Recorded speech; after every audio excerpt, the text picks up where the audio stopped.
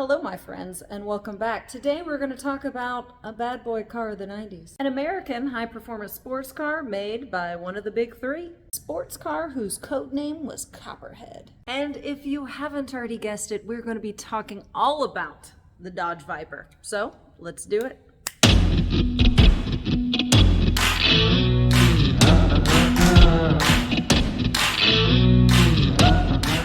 Perhaps you are unfamiliar with this channel. Welcome. This is all about automotive history. If that's your cup of tea, like it is mine, press subscribe, press like, do whatever. And now we begin our story about the history of the Dodge Viper. It's the mid-1980s. Reaganomics is in full swing. The birth of the personal computer, the first mobile phone, AIDS, the fall of the Berlin Wall, big hair. And in the midst of all of this, the automotive industry was buzzing with innovation and competition. Chrysler, one of the big three American automotive manufacturers, had a vision of creating a high-performance sports car that would rival the European supercars of the day. And amid all this buzz, the Dodge Viper concept was conceived. Bob Lutz, Chrysler's president at the time, wanted Chrysler to create a flagship sports car of its own. Now, Bob Lutz had a pretty big history in the automotive industry. At the time, he had already worked at all three of the big three. And just a few things that Bob Lutz worked on: the Chevy Volt, the Jeep Grand Cherokee, the last generation Pontiac GTO, Saturn Sky, and Pontiac Solstice, the twins, the Ford Explorer, and the Hummer H3, and also the Plymouth Prowler. I feel like we can all agree that the Dodge Viper and the Chevy Volt might be his two proudest. What do you think? Write it down below. Now, Chrysler assembled a team of talented designers and enthusiasts to bring the vision to life. And the project was codenamed Copperhead, which is a pretty bomb codename for a project. Now, another great codename was the Triumph Spitfire, was known as the Bomb Project. If you can think of any others that had a really good codename, Camaro was codenamed Panther. So that's a good one. If you can think of any others, let me know. The aim of the Copperhead project was to combine the brute force of American muscle with the finesse and precision of European sports car design. And now that whole concept is very similar to Carroll Shelby and Ford with the Cobra. And you would also see Carroll Shelby playing a role in the Dodge Viper, primarily a marketing role. Chrysler designer Tom Gale would create a clay model of the Viper that we would come to know and love. They got the clay model done. Well, what were they going to shove in it? A Dodge V10 of the likes that were used by the Ram pickups of the day.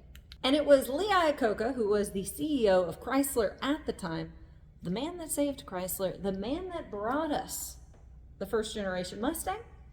He would be the man that gave the final green light to the Dodge Viper.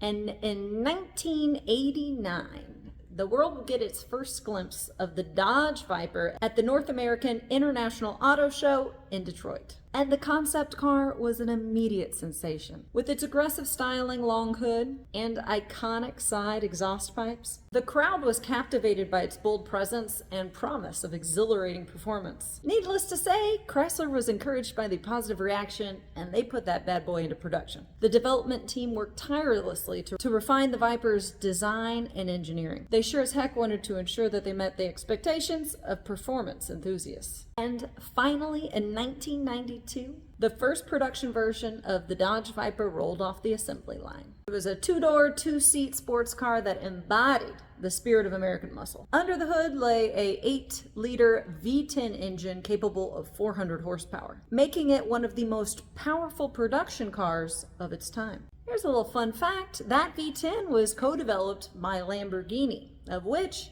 Chrysler owned at the time. The automotive industry is mighty incestuous. With its limited creature comforts and all that power, the Dodge Viper quickly became the bad boy car of the 90s.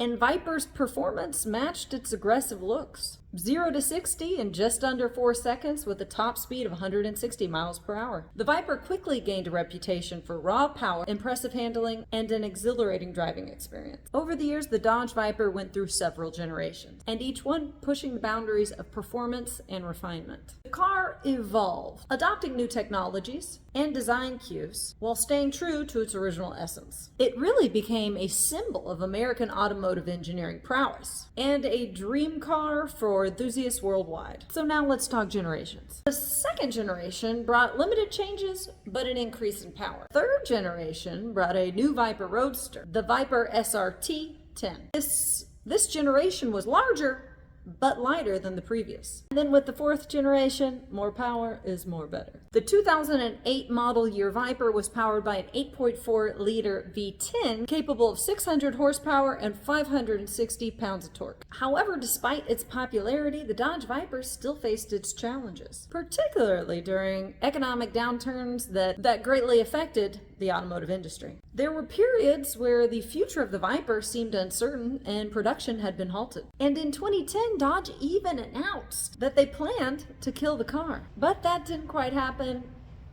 and they put out the fifth generation. Unveiled in 2012, it had 40 more horsepower and just about everything else new.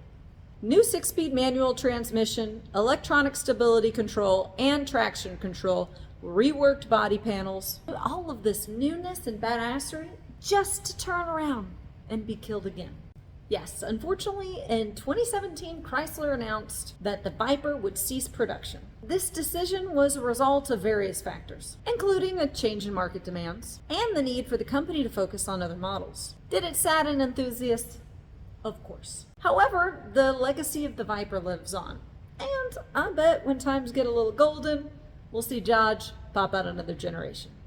The Viper remains an icon of American automotive performance, a testament to the pursuit of speed and adrenaline, and thus the story of the Dodge Viper, from its inception as a daring concept car to its rise as an American automotive legend and the bad boy car of the 90s. It continues to inspire generations of enthusiasts.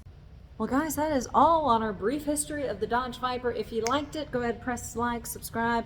If you got any recommendations for another topic, write it down below. But it is time for me to go off to happy hour and have a beer. So, love, peace, chicken grease.